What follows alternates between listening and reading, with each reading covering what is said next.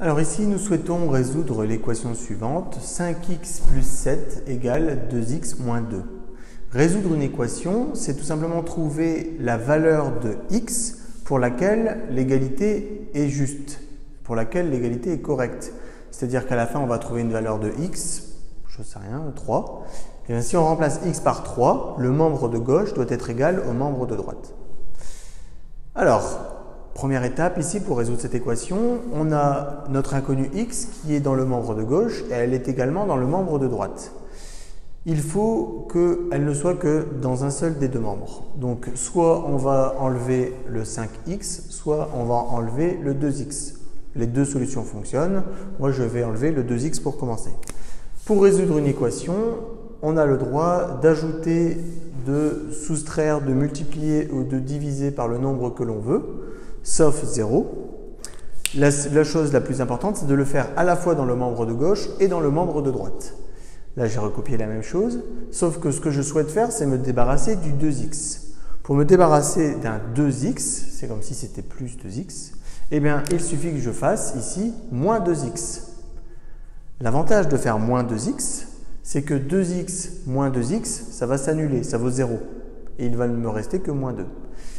Très important, si on fait moins 2x à droite, j'ai le droit de faire ça, il faut absolument que je fasse également moins 2x à gauche. On va regarder un petit peu ce que l'on obtient. 5x plus 7 moins 2x. Alors on calcule les x entre eux et les nombres normaux entre eux. 5x moins 2x, ça me fait 3x. Le plus 7, il est tout seul, pour l'instant, je n'y touche pas. Égal 2x moins 2 moins 2x. Même chose, les nombres avec des x, je les calcule entre eux. 2x moins 2x, ça s'annule, ça vaut 0. Il ne me reste donc ici que moins 2. Et j'ai réussi à n'obtenir mon inconnu que dans un seul des deux membres, c'est-à-dire dans le membre de gauche. La dernière chose qu'il me reste à faire, c'est de me débarrasser de tout ce qu'il y a autour de mon inconnu, c'est-à-dire que je vais me débarrasser de mon plus 7 et après de mon x3, pour à la fin obtenir x tout seul égale un nombre. Je vais me débarrasser de mon plus 7. Même chose, je peux ajouter, soustraire, multiplier, diviser, mais il faut que je le fasse dans les deux membres. Je vais enlever le plus 7. Pour me débarrasser d'un plus 7, je vais faire un moins 7. Donc je vais faire moins 7 ici dans le membre de gauche. Si je fais moins 7 dans le membre de gauche, il faut absolument que je fasse également moins 7 dans le membre de droite. C'est obligatoire. Du coup ici, 3x plus 7 moins 7. Eh bien, le plus 7 et le moins 7 s'annulent. Il me reste 3x égale moins 2 moins 7, ça nous fait moins 9. On a presque terminé. Je veux avoir x égale un nombre, et là j'ai 3x égale un nombre.